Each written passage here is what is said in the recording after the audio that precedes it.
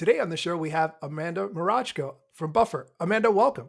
Thank you so much, Daniel, for having me. I'm so excited to be here with you today. Me too. So, Amanda, for people who might not be familiar with you and Buffer, first let's start with you. Can you tell us a little bit about yourself? Sure. So, my name is Amanda. I am a staff product manager at Buffer. I'm originally from Canada, but I'm based currently in the Netherlands.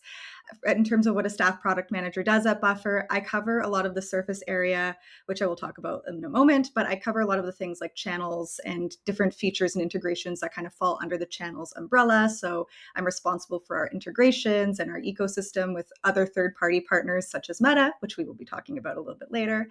So that's kind of what I do on my day-to-day at Buffer. And then prior to joining Buffer, I was the international growth lead at Shopify. So I helped establish the European, Middle East, and Africa market here as well. So I've been kind of working in this space with a lot of creators and entrepreneurs for quite some time. And outside of work, I run a not-for-profit for women in tech. So in case anyone is tuning in from the Netherlands in particular, that's kind of what I do outside of Buffer.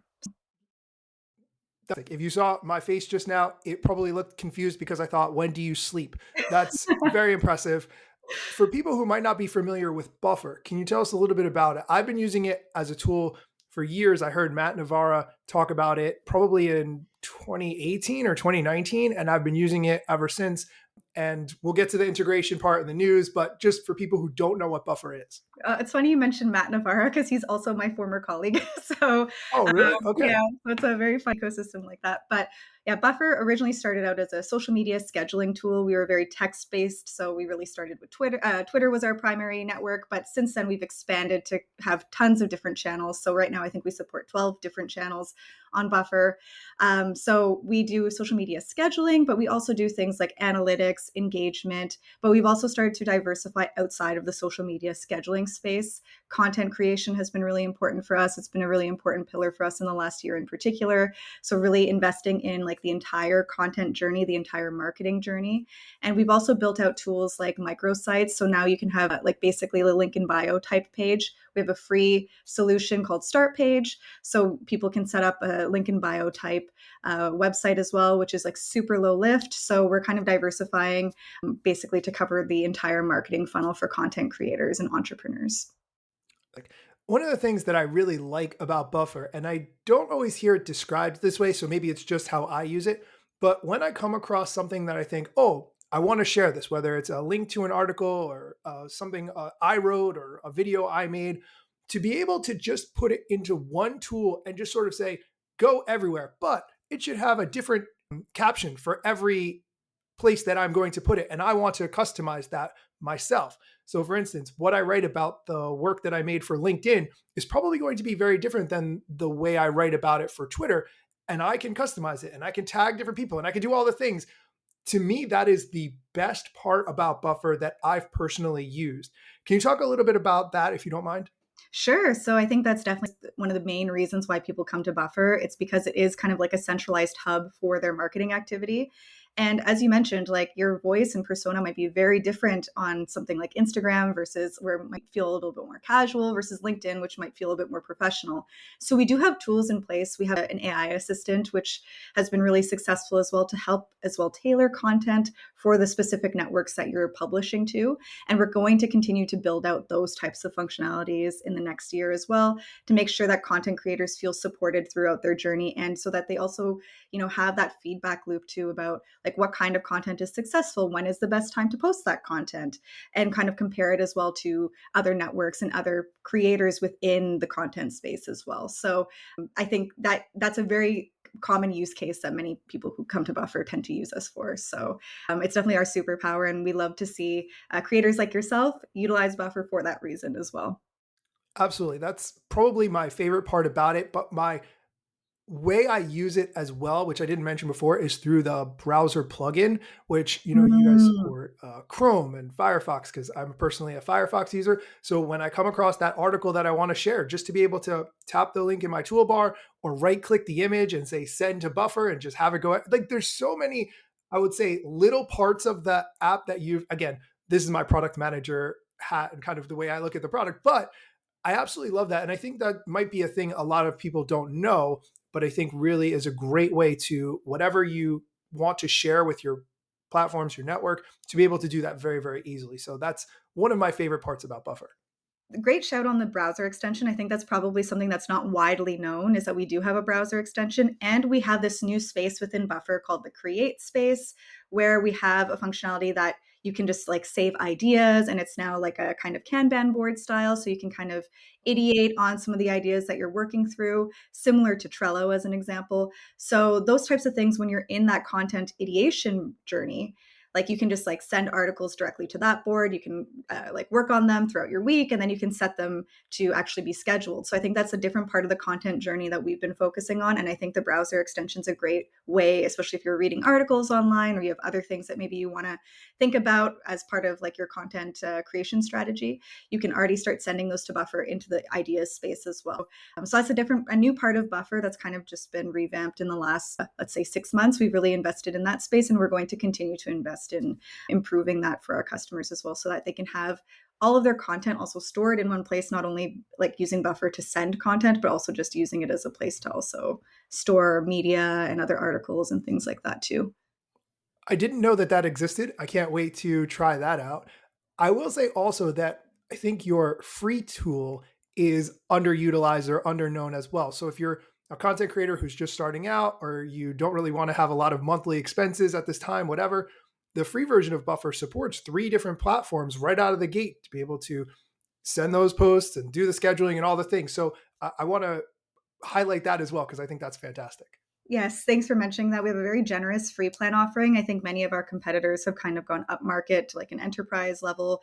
But for us, it's always been important to have a very generous free plan offering where you can have 3 channels. You get pretty much all of the bells and whistles within those 3 channels, at least from a publishing perspective. Of course, if you are starting to get more advanced and you need advanced analytics or engagement features, that's when, of course, the upgrade is required. But for people who are just starting out and like they just want to get a feel or a taste for creating content and get into the habit a little bit more, our free plan is very generous, and people can do quite a lot on it already.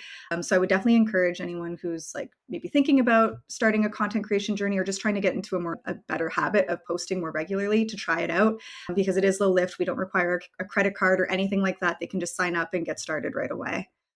Absolutely. And as somebody makes their workflow, whatever that happens to be, whether you work through a team or you do the editing and CapCut yourself, it's really nice to sort of be able to finish the video edit and then make it go to all those places without going to each individual one, but still being able to customize. I absolutely love that. I'm going to stop talking about all the things I love about Buffer and kind of jump into why you're here today. Recently, Buffer had some big news. And do you mind talking about that, please?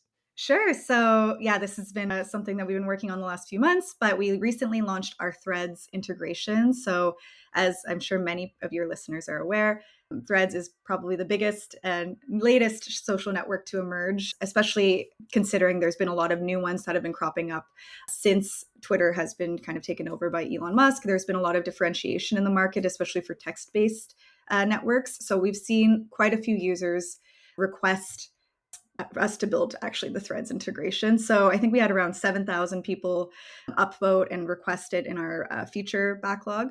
So it's definitely been something on our radar for a while. So we're really excited to get that finally live and out to everyone. I didn't know it was a thing that you could vote on. I wish I had known. I would have voted. What I was doing was using Buffer to, for instance, post to Twitter or whatever, and then copying the tweet from Twitter and pasting it into Threads. And what a annoying experience. And Yeah. so for me, when I saw this API is coming, and as soon as it was announced, you and the team at Buffer sort of said, "This is coming. We're working on it as fast as we can." Really, really great to see, because now Threads is one of those supported platforms, just like LinkedIn, Twitter, all the other ones. And to be able to post that same content or customize the message, it's just fantastic. Yeah, there were quite a few people actually who paused on actually signing up for Threads until we built the integration with Buffer, because they were like, it's just too much overhead to actually think about like actually having to post to a separate network outside of Buffer and having to manually do that. So we heard from our customers too, like they were just waiting to sign up for Threads until we built the integration. So it was a great process. We worked very closely with the Threads team. I'm happy to talk about that journey if it's interesting as well. Absolutely. Please, by all Yeah, means. so when we got wind of the fact that they were building out this integration, they've been really transparent about building in public. So they were sharing a lot of information on their Threads accounts, especially their development team. So their director of engineering, Jesse, who if you've been part of like the Threads chatter, like you've definitely probably seen his stuff, he started like dropping hints that they were starting to work on the API, and their development team is quite small. I think it's less than 10 people. So it's been pretty incredible to see how much they've been able to achieve in such a short amount of time. So then we started to get in touch with them around March of this year to just start that process and those conversations. We've worked really closely with Meta in the past for beta launches and things like that. Unfortunately, we weren't part of the beta program for them this time around, but they were in close contact with us to help us get up and running for the launch itself. So what we did behind the scenes is we already started building the integration. We kind of knew what we wanted the look and feel to be like. And then I started sharing some of those early concepts as well on my Threads profile to just say, like, I'm also building in public. This is what we're thinking. Like, this is going to be the top feature that we're going to be working on once we get access, so that we could start building a little bit of a critical mass around the project as well. And I think it's been great in terms of like our users who have been using Threads. They've been commenting on all my stuff. They've been, even when Threads have been making announcements, they've been like, when is Buffer coming? So from that perspective, we really knew that our users were kind of, representing us as well, and kind of pushing the team to also consider us for maybe future launches as well. So once we also had our work retreat. Unfortunately, the week that we found out that they were going to actually go live with the API in March, so we didn't have access to it at that stage. But we started to have like a bit of a huddle with the engineering team to be like, okay, all hands on deck. Let's just make sure that all of like the front end elements are done so that it's really plug and play when we do get access. And then we met the Meta team in person in London at the end of March. And then from that point to building that personal rapport in real life made a big difference as well, because they are a small team, and then having that touch point with them throughout the process has been amazing. And then once we started getting closer to their API release date, they started sharing some documents with us to just get us prepared. And then when the API was released, it took us basically a week from getting the API access to delivering Threads. I think that's pretty incredible that we were able to ship something in a week. We were definitely trying to be as quick as possible to support our customer. We did a very thorough round of testing, all of that fun stuff. I have nothing but great things to say about working with the Threads team. They were available for us for all of our app reviews, any questions that we had, that kind of thing. They're going to be joining us for a webinar actually. So next Tuesday, which I don't know if this podcast will be live by that point, but I will try my best, but I don't think so. no, yeah, there will be a Threads recording. I think that we can that will kind of live on as evergreen content with the Threads team as well. So they've been great with also supporting our marketing efforts. So yeah, it's been a great process, and honestly, we have some early metrics that are coming through, and it's definitely been one of the largest channel launches that we've had in recent years. So I do hope that there's some longevity there, and we continue to see Threads being invested in as a platform, and also that their API continues to be invested in, and that we can continue to just grow on that network as well. The Meta networks are very strong networks for us. Like those typically tend to be at least one of the 3 channels that our free users use. So I think long term, it makes sense for them to continue to invest in Threads as well. Right. One of the things that you mentioned in that was how interested and invested the community was in seeing this released as soon as possible. And as someone who's been a product manager working on features that you often wonder, does anybody want this feature, or is it really that critical? What is it like to have such an engaged community who's clamoring for this? What's that like? Yeah, well, I mean, I didn't have to do much validation on whether like this was something that the community wanted. It was our top requested feature. As I mentioned, I think we had over 7,000 upvotes on our feature backlog. And those are, as you said, you didn't even know we had a feature backlog. So those are 7,000 invested users who had been upvoting it. So we knew that there was a strong product market fit with Buffer. It was great for us to continue to build that relationship with Meta. And then, as I said, as we were posting online and people started following me on Threads just to get the updates of where Buffer was at, it was a bit of a surreal experience in that sense. But I also thought it was really nice because I was able to connect with our users in a way which I think wasn't as organic on other platforms. Of course, I post content on LinkedIn and I was posting on Twitter, but I felt like Threads feels different. And I feel like we can kind of connect in a more organic way. Most of my followers are people that I don't know in real life, which is very different for me from other networks. So it's been really great to have that like open conversation. And people are reaching out to me even now saying, like, oh, I have some feedback about this feature on Threads, or I want to connect with you about this. And I think that that's also been really nice to kind of bridge the gap with our community a little bit more. So yeah, overall, it's been like a really positive experience. And I think having that early validation and hype around this launch in particular is has been fantastic.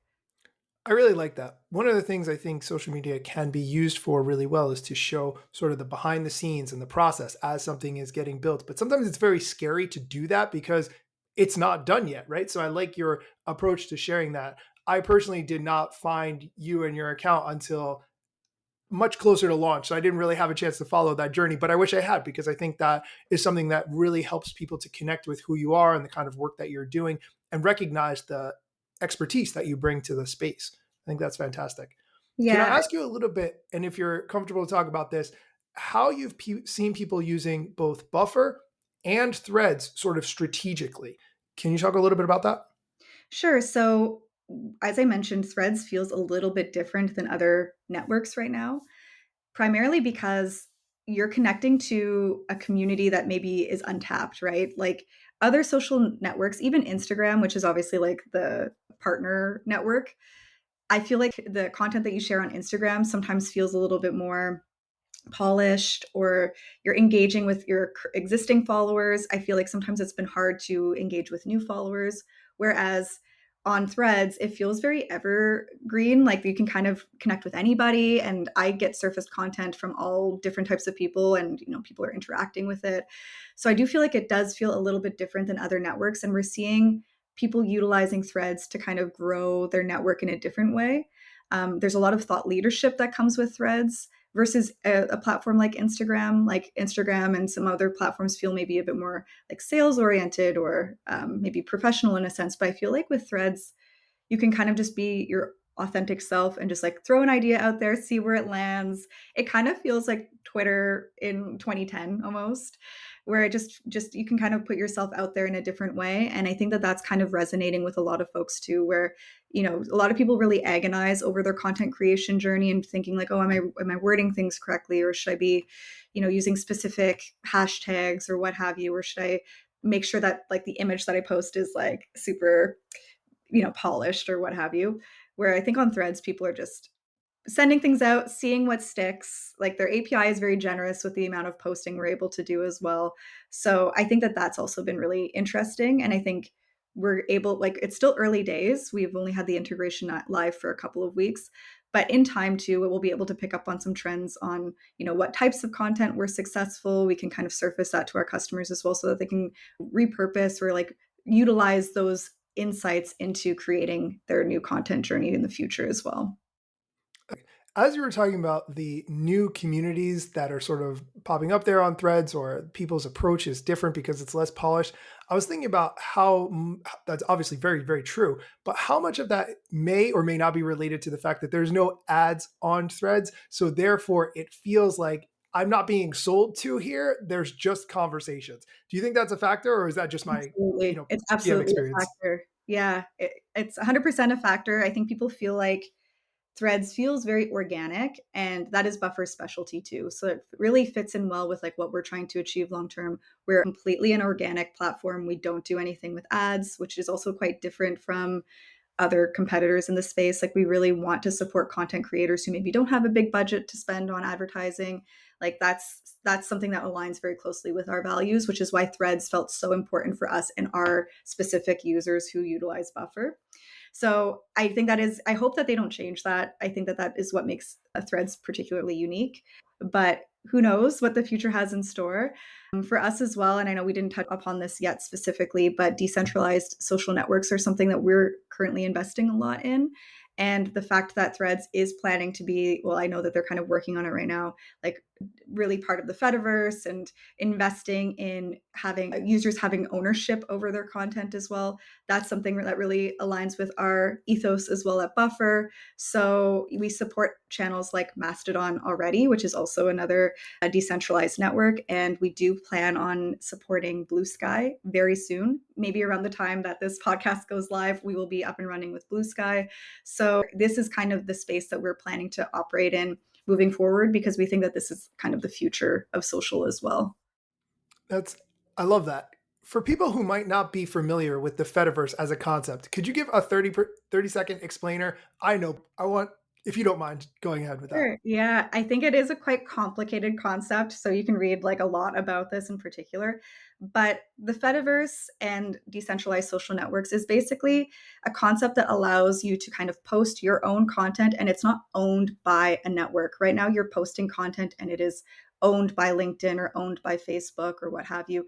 But utilizing something like the Fediverse allows you to post content, but it's your own content and you can kind of share it to multiple platforms.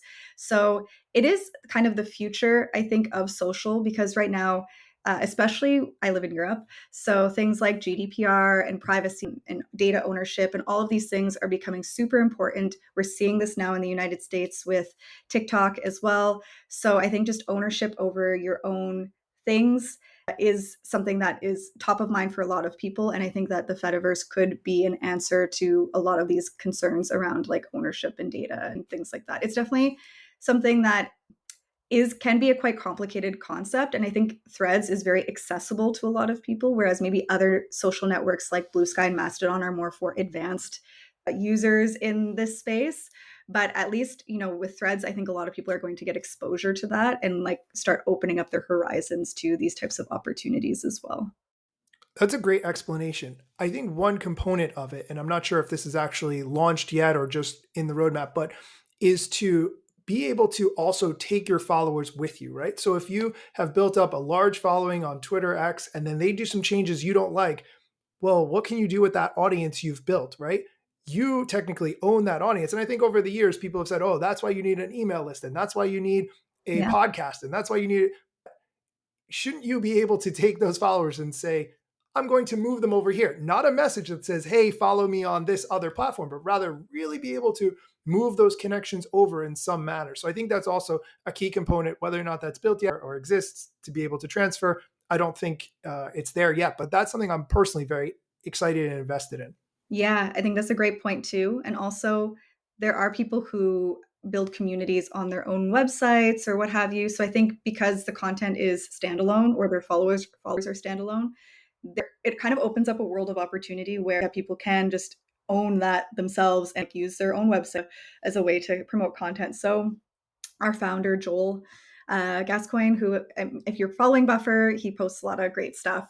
He's utilizing like the Fediverse at this moment to push things to his own personal blog. So if anyone wants to check out his website, it's joel.is. So you can kind of see what that kind of looks like in real life, since he's been playing around and hacking things for that too. If someone just wants like a concept of what this could be. We'll link to this in the show notes so people can check it out. Amanda, this has been fantastic getting to interview you. I really appreciate you taking the time to come on and talk about all these things. Do you mind telling us where we can follow your journey online and what we can look forward to you and Buffer creating in the near future?